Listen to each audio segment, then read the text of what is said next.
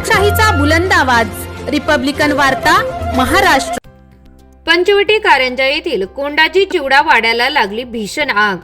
आग आटोक्यात आणण्यासाठी अग्निशामक दलाचे शर्थीचे प्रयत्न।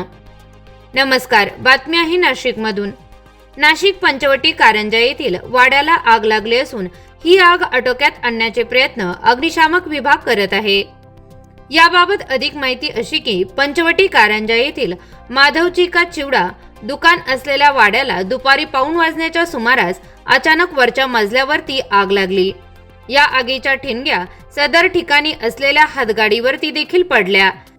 त्यानंतर ही आग लागल्याचे लक्षात आले। त्यानंतर एकच खळबळ उडाली।